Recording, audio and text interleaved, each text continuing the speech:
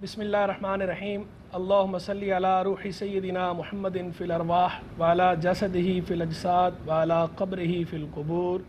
وعلی آلہ وصحبہ وبارک وسلم۔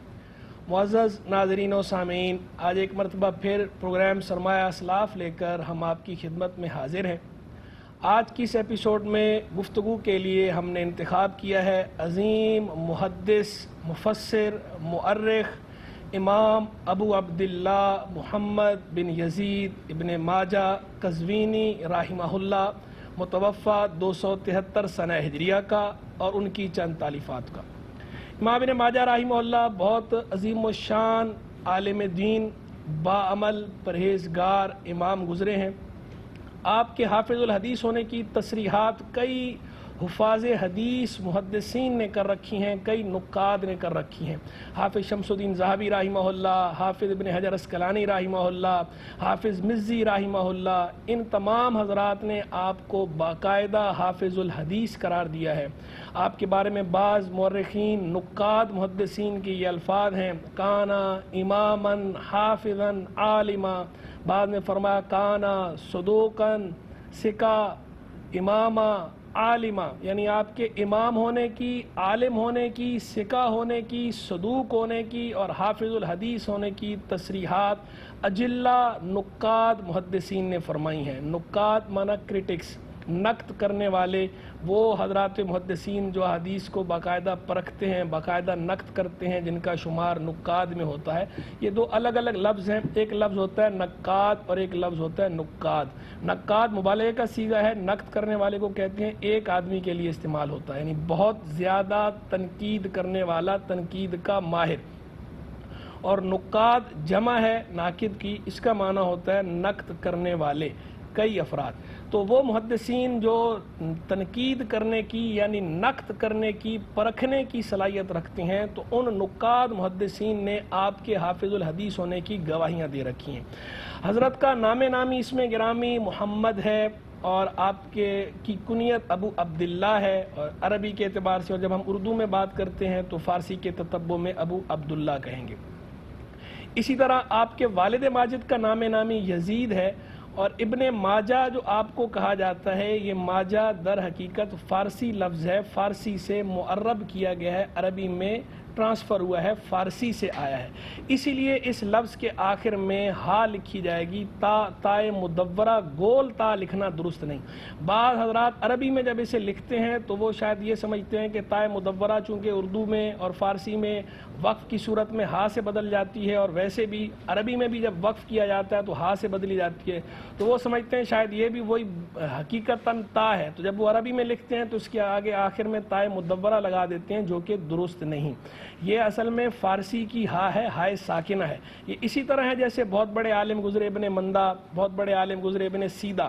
ان دونوں کے نام کے آخر میں بھی یہی ہائے ساکنہ ہے، تائے مدورہ نہیں ہے۔ جس طرح ان کے نام کے آخر میں ابن مندہ ہائے ساکنہ لکھی جاتی ہے عربی میں بھی اور اردو میں بھی، ابن سیدہ کے نام کے آخر میں بھی ہائے ساکنہ لکھی جاتی ہے عربی میں بھی اردو میں بھی۔ تو اسی طرح امام ابن ماجہ کا جو یہ نام ہے ماجہ، اس کے اندر بھی ابن ماجہ، اس کے آخر میں بھی تائے مدورہ نہیں لکھی جائے گی بلکہ ہائے ساکنہ لکھی جائے گی عربی میں بھی، اور اردو فارسی میں تو ویسے ہی لکھا ہی یہاں پر ہا جاتا ہے، ہائے ساکنہ لکھی جاتی ہے۔ یہ ماجہ اصل میں کس کا لقب ہے، اس کے بارے میں اختلاف ہے۔ بعض حضرات علماء کی رائے یہ ہے کہ یہ آپ کے دادا کا نام یا لقب تھا، لیکن یہ قول درست نہیں ہے۔ اس قول کی باقاعدہ تغلید کی ہے محدثین نے، مورخین نے، اور اس کی باقاعدہ تردید فرما رکھی ہے۔ دوسرا قول یہ ہے کہ یہ آپ کی والدہ ماجدہ کا نام یا لقب تھا۔ بعض حضرات علماء نے اس کی تصحیح بھی کی ہے، علامہ مرتضیٰ زبیدی رحمہ اللہ نے بعض علماء سے اس کی تصحیح نقل کر رکھی ہے کہ یہ قول درست ہے، جبکہ بعض دیگر حضرات علماء کا موقف یہ ہے کہ یہ آپ کے والد ماجد یزید کا لقب تھا ماجہ۔ تو زیادہ حضرات کی رائے یہی ہے کہ یہ آپ کے والد ماجد کا نام تھا، اور خود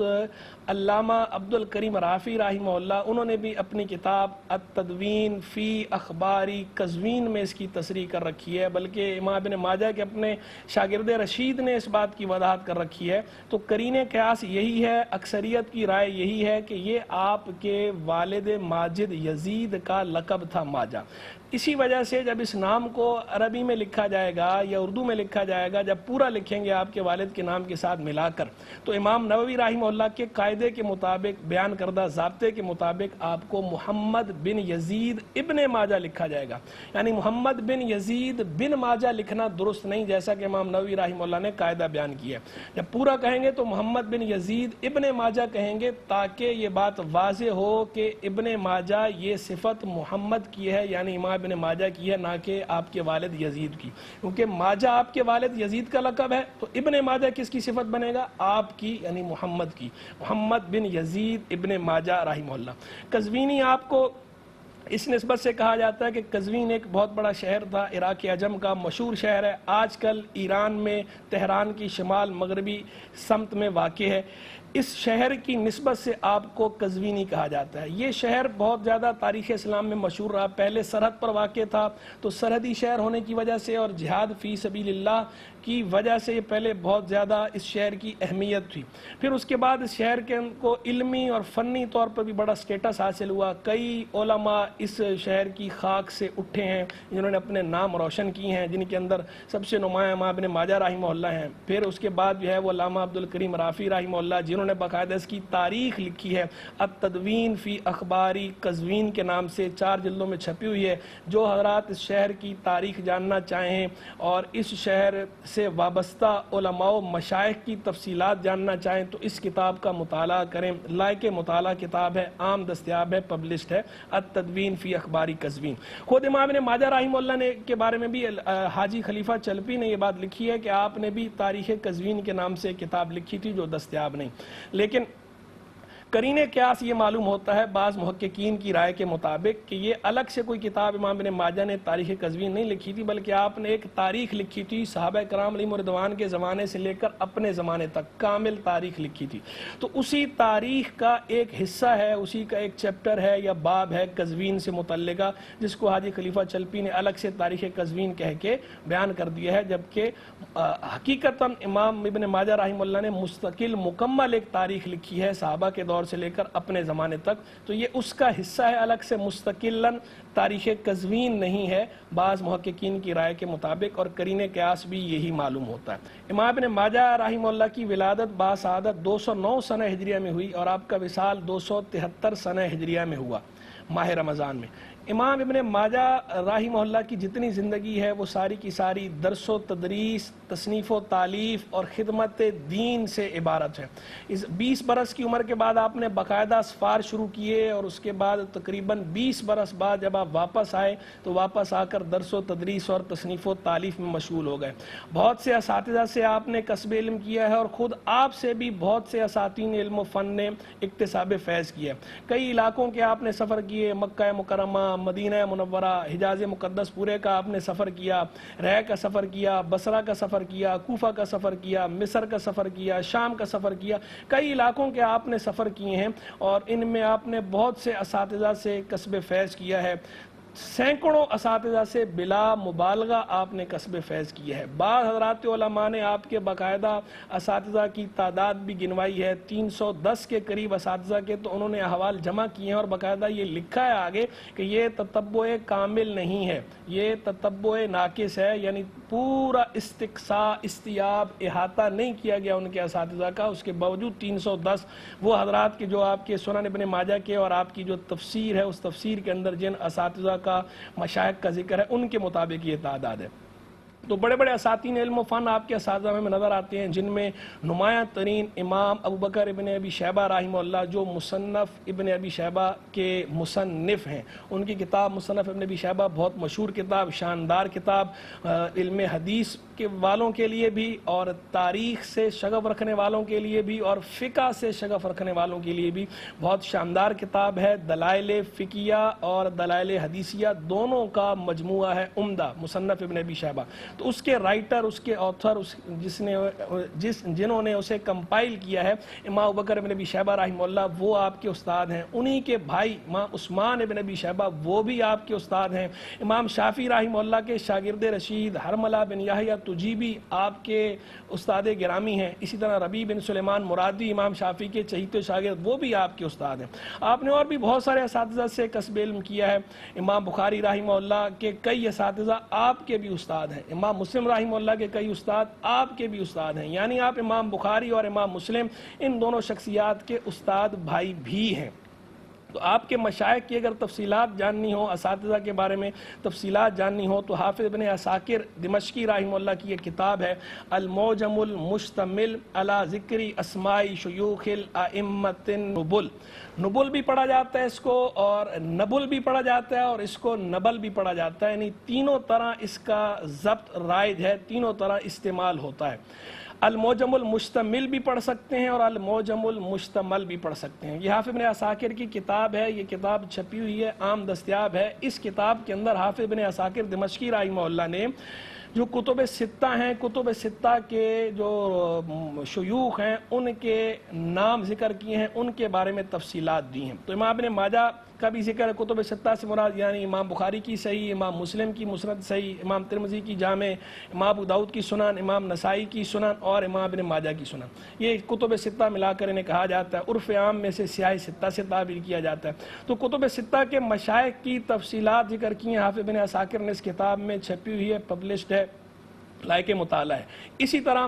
تہذیب الکمال حافظ مزی کی شاندار کتاب، اور حافظ ابن حجر اسقلانی رحمہ اللہ کی تہذیب التہذیب، یہ جو تین کتابیں ہیں، جو تفصیلات جاننا چاہتے ہیں امام ابن ماجہ کے اساتذہ کے حوالے سے، تو ان تین کتب کا مطالعہ کریں، بہت شاندار کتابیں ہیں، علم میں اضافہ ہوگا۔ امام ابن ماجہ رحمہ اللہ کے شاگردوں میں بھی بڑے بڑے نام نظر آتے ہیں، جن کے اندر سب سے زیادہ مشہور جو آپ کے سب سے چہیتے شاگرد تھے، با کمال عالم اور پرہیزگار، علم پر عامل، بے مثال زاہد متقی پرہیزگار تھے امام ابو القطان۔ تو یہ جو امام ابو القطان ہیں، یہ آپ کے شاگرد رشید ہیں، انہوں نے ہی آپ سے جو سنن ابن ماجہ ہے اس کو روایت کی ہے، اور 4 حضرات نے روایت کی ہے جو مشہور ہیں زیادہ، لیکن ان میں سب سے مشہور جو ہے یہ ہیں۔ انہی کا نسخہ جو ہے وہ تمام شہروں میں، ملکوں میں رائج ہوا، پھیلا، اور انہوں نے کچھ اضافہ جات بھی کیے ہیں، اور جو شعیب ارناؤوط کی تحقیق کے ساتھ جو سنن ابن ماجہ شائع ہوئی ہے، رسالۃ العالمیہ نے شائع کی ہے بہت شاندار انداز میں، اس کتاب میں جو ان کی زیادات ہیں، انہوں نے اس کو الگ سے جو سیاہی ہے اس کے ساتھ روشنائی الگ استعمال کی ہے، اسے واضح کر دیا ہے، تاکہ امام ابن ماجہ کی روایات اور امام ابن ماجہ کے سوا دیگر اساتذہ سے جو روایات لی ہیں انہوں نے، ان میں امتیاز ہو جائے۔ بہرحال امام ابن ماجہ رحمہ اللہ کی ساری زندگی ہمیں یہ خدمت دین سے عبارت نظر آتی ہے، شاندار کام کیا آپ نے،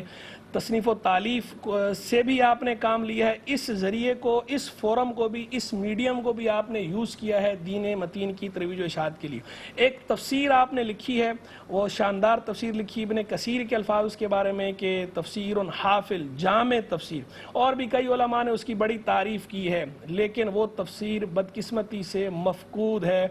قرین قیاس یہ ہے کہ تیمور لنگ کے زمانے میں جب کتب کی بربادی ہوئی تو انہی میں آپ کی یہ تفسیر بھی ضائع ہو گئی، کیونکہ حافظ مزی وغیرہ تک نے تو اس کا ذکر کر رکھا ہے، لیکن حافظ ابن حجر اسقلانی رحمہ اللہ کے بعد اس تفسیر کا تذکرہ نہیں ملتا، یعنی اس سے پہلے حافظ ذہبی، حافظ ابن کثیر وغیرہ ان حضرات نے جس طرح اس کا ذکر کیا ہے، تو اس سے یہ بات سمجھ میں آتی ہے کہ انہوں نے اس کو دیکھا تھا، یعنی یہ موجود تھی، اس کے بعد یہ ضائع ہوئی ہے، تو انفارچونیٹلی یہ ہم تک نہیں پہنچ سکی۔ ہم اس کتاب کی زیارت سے اور اس سے استفادہ کرنے سے محروم ہیں اس تفسیر کے۔ تفسیر بہرحال اگر یہ تفسیر موجود ہوتی تو یہ بھی ایک عظیم ذخیرہ ثابت ہوتی۔ اسی طرح آپ نے ایک تاریخ لکھی تھی جو ابن خلقان کے الفاظ میں تاریخ ملیح، عمدہ تالیف آپ نے لکھی، نمکین تاریخ، اچھے انداز میں آپ نے صحابہ کرام علیہم رضوان کے زمانے سے لے کر اپنے زمانے تک کے احوال بہت عمدہ پیرائے میں بیان کیے، لیکن یہ جو تاریخ ہے یہ بھی تاحال مفقود ہے یا پھر مخطوط ہے، تاحال چھپ نہیں سکی، اس کے بارے میں بھی کوئی حتمی معلومات موجود نہیں، دستیاب نہیں ہمیں۔ پھر آپ نے کتاب لکھی جس کتاب کی وجہ سے آپ کو شہرت دوام حاصل ہوئی، وہ کتاب آپ کی سنن ابن ماجہ، اصل نام سنن ابن ماجہ کے نام سے مشہور ہے، اور کتب ستہ کے اندر 6 نمبر پر اس کو شمار کیا جاتا ہے۔ کتب ستہ جیسے کہ میں نے پہلے ذکر کر دیا 6 کتابیں ہیں، ان میں یہ اختلاف بہرحال علماء کے مابین موجود ہے کہ 6 نمبر پر کون سی کتاب ہے۔ بعض حضرات نے 6 نمبر پر سنن دارمی کو رکھا، بعض حضرات نے 6 نمبر پر موطا امام مالک کو رکھا، جبکہ بعض حضرات نے 6 نمبر پر یہ امام ابن ماجہ کی سنن کو رکھا۔ سب سے پہلے جنہوں نے اس کو سنن کے اندر کتب ستہ میں شامل کیا تھا، 6 نمبر پر جنہوں نے اس کو رکھا تھا، وہ حافظ مقدسی ہیں۔ حافظ ابو الفضل بن طاہر مقدسی نے سب سے پہلے اپنی کتاب اطراف الکتب ستہ میں اس کو شمار کیا۔ اسی طرح جو انہوں نے شروط الائمۃ الستہ جو کتاب لکھی تھی، ائمہ ستہ کتب ستہ کی جو شروط ہیں اس پر، وہ کتاب بھی چھپی ہوئی ہے، علامہ زاہد کوثی رحمہ اللہ کی تحقیق کے ساتھ بھی چھپی ہے، ان کی تعلیقات اور تحقیق کے ساتھ، اسی طرح شیخ عبد الفتاح بغدادی کی تعلیق اور تحقیق کے ساتھ بھی چھپی ہے۔ سب سے پہلے انہوں نے اس کو ذکر کیا تھا، کتب ستہ کے اندر شامل کیا تھا، اس سے پہلے تک اس کو کتب ستہ میں شمار نہیں کیا جاتا تھا۔ اس کے بعد کچھ علماء نے اختلاف رائے کا اظہار ضرور کیا، لیکن اب صدیوں سے علماء کا اس پر اتفاق ہے کہ کتب ستہ میں 6ٹھی کتاب یہ سنن ابن ماجہ ہے۔ اگرچہ اس کا درجہ صحت کے اعتبار سے باقیوں کے مقابلے میں کم ہے، کتب ستہ میں صحت کے اعتبار سے سب سے کم درجے کی یہی ہے سنن ابن ماجہ، لیکن ترتیب کے اعتبار سے، سیاق کے اعتبار سے اس کے اندر جودت پائی جاتی ہے۔ اس اعتبار سے علماء نے اس کی بڑی تعریف بھی کی ہے اس کتاب کی، اور اس کتاب کے اندر جو کل کتب ہیں، ایک تو مکمل کتاب کو کتاب کہتے ہیں، اور ایک جو ہے جس ایک اس کے اندر عنوان قائم کیا جاتا ہے، اس عنوان کے تحت مختلف ابواب ہوتے ہیں، چیپٹرز ہوتے ہیں، اس کو بھی کتاب سے تعبیر کیا جاتا ہے۔ تو یہ جو سنن ابن ماجہ ہے، اس سنن ابن ماجہ اس مکمل کتاب کے اندر جو کتابیں ہیں، جو عنوانات ہیں الگ الگ، جیسے کتاب الطہارہ، کتاب الصلاۃ، اس طرح کر کے جو عنوان قائم کیے جاتے ہیں، تو یہ کتب کی تعداد اس کے اندر 37 ہے۔ 37 کتابیں اس سنن ابن ماجہ میں، یعنی 37 عنوانات۔ پھر اس کے تحت جو ابواب ہیں، ذیلی ابواب، وہ ابواب 1500 ہیں، 1500 ابواب اس کے اندر موجود ہیں۔ کل احادیث کی تعداد اس کے اندر تقریباً 4000 ہے، اور علامہ فواد عبد الباقی کی ترقیم کے ساتھ، ان کی نمبرنگ کے ساتھ جو سنن ابن ماجہ چھپی ہے، تو اس کے مطابق اس کی تعداد جو ہے وہ 4341 ہے۔ اسی طرح اس کو پھر بعد میں دیگر حضرات نے بھی اسی نمبرنگ کو برقرار رکھا ہے۔ تو کل تعداد جو سنن ابن ماجہ ہمارے پاس موجود ہے، اس میں احادیث کی تعداد ہے 4341، 4341۔ پھر اس 4341 کے اندر وہ احادیث کے جو بقیہ کتب خمسہ سب میں یا بعض میں موجود ہیں، وہ ہیں 3002، اور وہ روایات کے جو صرف اور صرف سنن ابن ماجہ میں ہے، اس کے سوا بقیہ کتب میں نہیں ہیں، وہ زیادات ہیں 1339، یعنی 1339 احادیث اس میں وہ ہیں 1339 جو بقیہ کتب خمسہ میں نہیں ہے، صرف اور صرف سنن ابن ماجہ میں ہے۔ امام ابن ماجہ اسے روایت کرنے میں منفرد ہیں۔ بعض حضرات کے ہاں یہ بات مشہور ہے کہ بالخصوص حافظ مزی رحمہ اللہ کے حوالے سے یہ جملہ بہت زیادہ مشہور ہے، زبان زد عام ہے،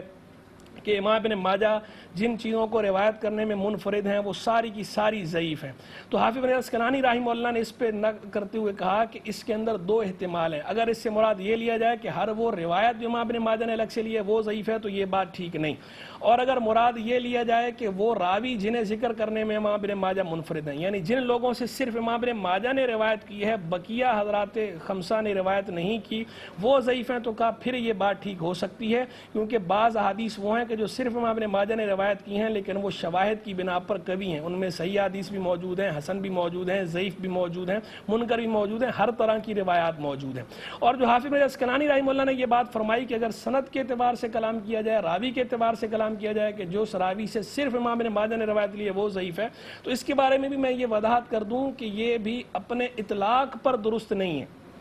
ہاں اکثر کے اعتبار سے کہہ سکتے ہیں، اکثر حکم الکل کے تحت اسے درست مانا جا سکتا ہے، کیونکہ امام بصیری، شافعی، قاہری رحمہ اللہ نے جو زوائد جمع کی ہیں اس کے اندر بعض احادیث پہ جو انہوں نے تحکیم کی ہے، تو بعض وہ حدیث جو صرف امام ابن ماجہ نے نقل کی ہیں، بقیہ کتب خمسہ والوں نے نقل نہیں کی، انہوں نے اس کو صحیح قرار دیا ہے، اور واقعی دلائل سے ان کا صحیح ہونا ثابت ہے، تو لہذا اپنے اطلاق پر اس بات کو نہ رکھا جائے۔ تو سنن ابن ماجہ کے حوالے سے انتہا پسندانہ رویے 2 پائے جاتے ہیں۔ ایک رویہ تو یہ پایا جاتا ہے کہ بعض لوگ اس کو بالکل صحیح سمجھتے ہیں، سیاہ ستہ میں وہ سمجھتے ہیں کہ شاید ہر روایت صحیح ہوتی ہے، تو وہ رویہ بھی درست نہیں، کیونکہ اس میں ہر طرح کی روایتیں ہیں، صحیح روایات بھی موجود ہیں، حسن روایات بھی موجود ہیں، ضعیف اور منکر روایتیں موجود ہیں، اور بعض موضوع روایات بھی موجود ہیں۔ اسی طرح دوسرے طرف ہمیں دوسری انتہا پر وہ لوگ نظر آتے ہیں جو سرے سی سنن ابن ماجہ کی وثاقت کا انکار کر دیتے ہیں، وہ لوگ بھی ٹھیک نہیں ہیں، کیونکہ اس کے اندر صحیح اور حسن روایات کی تعداد بھی موجود ہے، بلکہ وہ زیادہ ہے، زیادہ تعداد میں جو روایات ہیں وہ صحیح اور حسن ہیں، ضعیف منکر موضوع روایتیں موجود ہیں لیکن صحیح اور حسن کے مقابلے میں کم ہیں۔ تو سنن ابن ماجہ بہت شاندار، علماء نے اس پہ بہت ساری شروح بھی لکھی ہیں، جن میں سب سے مشہور شرح علامہ مغل طائی بھی کہتے ہیں، مغلا طائی بھی کہتے ہیں، اور مغل طائی بھی انہیں کہا جاتا ہے، ان کی شرح ہے شرح سنن ابن ماجہ، ہماری میز کی زینت ہے، وہ چھپی ہوئی موجود ہے۔ علامہ سیوطی کی مصباح الزجاجہ موجود ہے، ہماری میز کی زینت ہے۔ انجاح الحاجہ موجود ہے، شاہ ولی اللہ محدث دہلوی کے صاحبزادے شاہ عبد الغنی دہلوی کی، اور بھی علماء نے شروع لکھی ہیں۔ انشاءاللہ ہم الگ سے سرمایہ اسلاف کی ایک ایپیسوڈ کریں گے صرف سنن ابن ماجہ کی شروع کے حوالے سے، تو اس میں ہم تفصیلی کلام اس پر کریں گے کہ کس شرح کا کیا منہج ہے، کیا پیٹرن ہے، کیا اسلوب ہے، اور کس کو کیا ایج حاصل ہے دوسری پر، اور سب سے عمدہ شرح کون سی، انشاءاللہ یہ ساری گفتگو ہم اس ایپیسوڈ کے اندر کریں گے۔ اللہ تبارک و تعالی امام ابن ماجہ رحمہ اللہ کے درجات کو بلند فرمائے اور ان کے فیض و برکات سے ہمیں حظ وافر عطا فرمائے۔ وآخر دعوانا ان الحمدللہ رب العالمین۔ ناظرین، اگر آپ ایسی ہی مزید ویڈیوز دیکھنا چاہتے ہیں تو ہمارا ARYQ-TV کا چینل سبسکرائب کیجئے اور بیل آئیکن کا بٹن دبانا نہ بھولیے تاکہ آپ سے کوئی پسندیدہ پروگرام مس نہ ہو جائے۔